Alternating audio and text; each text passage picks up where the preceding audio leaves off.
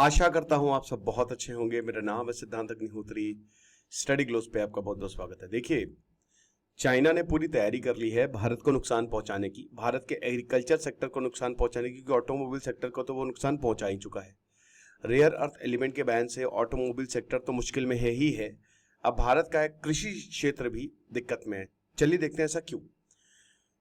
हम सबको पता है कि चाइना फर्टिलाइजर्स की बात करें तो लीडिंग सप्लायर है, ठीक है ना। स्पेशल फर्टिलाइजर जो हैं, जो कीटनाशक होते हैं ताकि जो कृषि है या जो भी फसल उग रही है उसमें कीड़े ना लगे, उसमें चाइना लीड करता है। लगभग हर जरूरत की चीजों में चाइना लीड कर रहा है। डेन जियाओपिंग ने 1980s में पहले ही देख लिया था कि क्या क्या क्या चीजें होंगी जो जरूरत में आएंगी। तो अब उसकी वजह से भारत में शिपमेंट्स आ नहीं रहे। पिछले 2 महीनों से भारत में शिपमेंट्स बंद हैं। और ये कोई ऑफिशियल बैन नहीं है, जैसे रेयर अर्थ एलिमेंट का तो ऑफिशियल बैन है। क्यों? क्योंकि चाइनीज अथॉरिटी ने डिले करवा दिया है, शिपमेंट्स क्लियर नहीं हो रहे हैं। ये खाली बहाना है कि लोगों को माल बेचना नहीं है, तो क्या करें? तो इंस्पेक्शन लगवा दो, अरे ये तुम्हारा ये कुछ शिप बड़ा है, इस तरीके से, मतलब बहुत तरीके होते हैं। तो नॉन क्लियरेंस। अब नुकसान किसको होता है? जो खरीदेगा। तो भारत जो है यही फर्टिलाइजर चाइना से खरीदता है, तो भारत को नुकसान है। बाकी देशों में एक्सपोर्ट कंटिन्यूड, लेकिन इंडियन मार्केट जो है उनको जबरदस्ती टारगेट किया जा रहा है। बाकी देशों में जा रहे शिपमेंट, कोई डिले नहीं है, कोई इंस्पेक्शन डिले नहीं है, कोई क्लियरेंस ऑफ शिपमेंट का इशू नहीं है, लेकिन भारत में दिक्कत है। क्यों ऐसा हो रहा है? क्योंकि इंडिया चाइना टेंशन पिछले 5 सालों में बहुत ज्यादा है। हालांकि अजीत डोवाल अभी चाइना में है, एससीओ का राजनाथ सिंह भी चाइना में है, डिफेंस मिनिस्टर। पीएम जाएंगे मुझे नहीं लगता, क्योंकि एससीओ में राजनाथ सिंह ने साइन करने से डॉक्यूमेंट मना कर दिया कि वो साइन नहीं करने वाले। लेकिन दोस्तों ये बिल्कुल सच बात है। भले ही भारत और चाइना के अभी 4 पॉइंट प्लान भी उन्होंने बताया है कि किस तरीके से बॉर्डर टेंशंस को खत्म करेंगे, लेकिन टेंशंस तो हैं। मिलिट्री स्टैंड ऑफ अभी भी है, दोनों तरफ मिलिट्री लगी हुई है। भारत हमारी साइड पे जबरदस्त इंफ्रास्ट्रक्चर बना रहा है और चाइना अपनी साइड पे इंफ्रास्ट्रक्चर बना रहा है, इनफैक्ट डिस्प्यूटेड साइड पे भी। और ऊपर से जो पाकिस्तान को चाइना बैकिंग करता है, उसकी वजह से भारत बहुत नाराज है। यही एससीओ में बोला भारत ने कि हम डॉक्यूमेंट इसीलिए साइन नहीं करेंगे क्योंकि जाफर एक्सप्रेस तो तुमने डाल दिया इसमें, लेकिन पहलगांव किधर है? तो भारत का जो इन्वेस्टमेंट रिस्ट्रिक्शन है नेबर्स पे, स्पेशली चाइना पे, ये भी सबने देखा है। भारत जो है, आपको बता दूं कि हाल ही में जब से गलवान की क्लैशेस हुई है ना, तो काफी ज्यादा इन्वेस्टमेंट को भी रिस्ट्रिक्ट कर रहा है। मार्केट भारत जो है वो उतना चाइना को दे नहीं रहा है। तो इसकी वजह से ये ब्रॉडर टैक्टिक है कि ट्रेड और export control as a geopolitical tool use करेंगे, कि हम पॉलिटिक्स अपने हिसाब से चलाएंगे। और उसके लिए क्या है, जो चीजें जरूरत है, जो देश बदतमीजी कर रहा है, जो देश बदमाशी कर रहा है, भारत जो है तब भी उनके मार्केट को थोड़ा बहुत मतलब चाहता है कि चलो ठीक है अच्छे रिश्ते होंगे। लेकिन चाइना क्या करता है, अगर उसको कोई देश पसंद नहीं आया तो उसको टारगेट करेगा। और चाइना ने अब ऐसी मोनोपोली बना दी है ना बहुत सारी चीजों में कि वही बेच रहा है। तो उसको भी पता है कि अगर हमने इनके हाथ खींचा तो ये इनकी प्रॉब्लम में आ जाएंगे। इसीलिए कहते हैं डिपेंडेंस सही नहीं है, और आत्मनिर्भरता ये जो मिशन है ये बहुत ज्यादा जरूरी है भारत के लिए। अब कर रहा है चाइना इसको as a geopolitical tool इस्तेमाल, जैसे रेयर अर्थ मैग्नेट के साथ किया इन्होंने।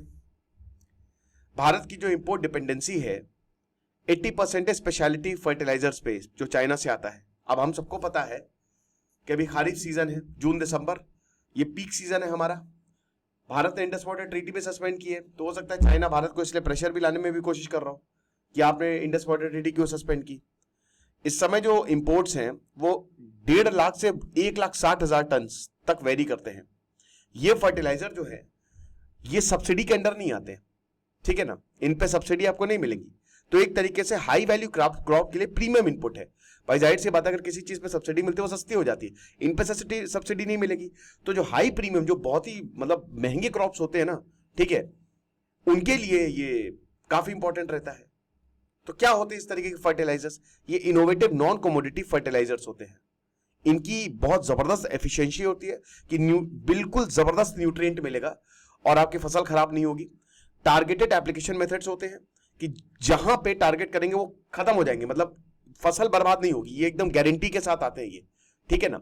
और उसके बाद सॉइल की हेल्थ बहुत बढ़िया और एनवायरमेंटल बेनिफिट्स भी होते हैं। ये चीज है। अब इसमें वाटर सोल्यूबल फर्टिलाइजर्स होता है, लिक्विड फर्टिलाइजर्स होते हैं, सीआरएफ मतलब कंट्रोल या स्लो रिलीज फर्टिलाइजर्स होते हैं, माइक्रो न्यूट्रिएंट या फोर्टिफाइड फर्टिलाइजर्स होते हैं, नैनो कस्टमाइज फर्टिलाइजर्स होते हैं, ऑर्गेनिक फर्टिलाइजर्स होते हैं, बायोस्टिमुलेंट्स होते हैं, कीटनाशक सॉरी पेस्टिसाइड्स होता है, आई एम रियली सॉरी, खाद फर्टिलाइजर्स। भाई जाहिर सी बात है कि जितना बढ़िया आप प्लांट्स को खाना देंगे उतना अच्छा है, उतना बढ़िया प्लांट उगेगा, राइट। मैंने पेस्टिसाइड बोल दिया, कीटनाशक पेस्टिसाइड होता है। तो मार्केट ग्रोथ की अगर बात करते हैं तो 2029 तक $1 बिलियन तक माइक्रो न्यूट्रिएंट फर्टिलाइजर्स पहुंच जाएंगे, यानी कि 9.2% की compounded annual growth rate. Biostimulants की बात करें तो $734 मिलियन 2029 तक 15.6%।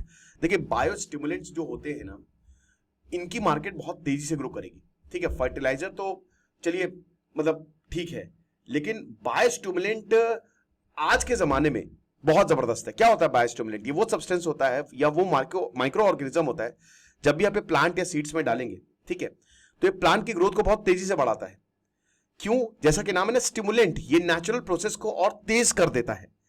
अब आप फर्क नहीं पड़ता कि क्या न्यूट्रिएंट कंटेंट है, क्या प्लांट क्या न्यूट्रिएंट ले रहा है, लेकिन ये डायरेक्टली न्यूट्रिएंट नहीं देगा, लेकिन ये क्या करेगा कि प्लांट्स की एबिलिटी को इंप्रूव कर देगा। आप इसको ऐसे समझ सकते हो, जैसे मान लीजिए कि आप खाना खा रहे हो, ठीक है, अब क्या खाना खा रहे हो फर्क नहीं पड़ता, रेस में आपको कल जाना है, लेकिन एट अ टाइम हम कुछ आपको ऐसा दे दे कि आप रेस में बहुत तेजी से दौड़ने लगो, ठीक है। तो अब ये कैसे हो जाएगा? आप कितनी तेजी से दौड़ते हो, उससे आपका न्यूट्रिएंट से अगर हमको हटाना है तो सबसे पहली बात कुछ आपकी बॉडी में बढ़िया चीज इंजेक्ट कर दी जाए, है ना, स्ट्रेस अच्छे से आप टॉलरेट कर सको। तो बेसिक, और जो भी आपके पास है, जो भी आपकी बॉडी है, वो जो भी आप ले रहे हो उसको अच्छे से एब्जॉर्ब कर सके। तो यही बायो स्टिमुलेंट्स भी करते हैं, ये जो भी न्यूट्रिएंट्स होते हैं ना उनको बहुत अच्छे से एब्जॉर्ब करते हैं और ज्यादा इफेक्टिवली एब्जॉर्ब करते हैं। स्ट्रेस टॉलरेंस इनकी बहुत ज्यादा होती है, जैसे ड्रॉट या एक्सट्रीम टेम्परेचर आ गया या सैलिनिटी आ गई, तो ये आसानी से इस स्ट्रेस को टॉलरेट कर दे जाएंगे। और उसके बाद ग्रोथ और यील्ड भी कमाल की होती है। ये क्रॉप क्वालिटी को इंप्रूव करता है, सॉइल हेल्थ को इंप्रूव करता है, साइज, कलर, फिर हार्वेस्ट करने के बाद। तो इसीलिए बायोस्टिमुलेंट का जो मार्केट है ना बहुत तेजी से आगे बढ़ रहा है, क्योंकि आजकल के जमाने में क्या है कि भैया ग्लोबल वार्मिंग है, तो सैलिनिटी हो गया, ड्रॉट हो गया, एक्सट्रीम वेदर हो गया, ये बहुत कॉमन है, और इसीलिए 15.6% का मार्केट है ये CAGR। और ऑर्गेनिक फर्टिलाइजर तो क्या ही बात करें, कुछ भी ऑर्गेनिक के नाम पे बेच दो, ये $1.13 बिलियन का हो जाएगा मार्केट। ये हिसाब किताब है। डोमेस्टिक प्रोडक्शंस में दिक्कतें हैं, अभी हम उस हिसाब से स्पेशलिटी फर्टिलाइजर जो है वो नहीं लगाते हैं, क्योंकि हमारे पास अभी वो एडवांस टेक्नोलॉजी है नहीं, और ये बड़ी दिक्कत है हमारे यहाँ। एग्रीकल्चर का आउटपुट 18% है, हम एग्रोटेक ला नहीं रहे हैं, और अगर हम ऐसा नहीं, हम कर नहीं सकते। देखिए पीयूष गोयल ने, मैं उनकी बात से एग्री नहीं करता, लेकिन उन्होंने एक चीज तो सही बोली थी कि अब हमको हर फील्ड में टेक्नोलॉजी लानी पड़ेगी, तो स्केलिंग जो है वो नहीं हो पा रही है, और इन फर्टिलाइजर्स को हम नहीं प्रोड्यूस कर पा रहे हैं। भाई जाहिर सी बात है उतना प्रॉफिटेबल नहीं है। अब प्रॉफिटेबल होने के लिए आपको सारे किसान जितने भी हैं, सिर्फ बड़े किसान नहीं, उन सबको आपको पैसे देने पड़ेंगे, उनका सबको एफिशिएंट बनाना पड़ेगा। फिर उसके बाद डोमेस्टिक वॉल्यूम्स काफी कम है, जिसकी वजह से लोकल प्रोडक्शन काफी कम है, और उसके बाद सब्सिडी भी नहीं मिलती है, तो लोग भी नहीं जाते हैं।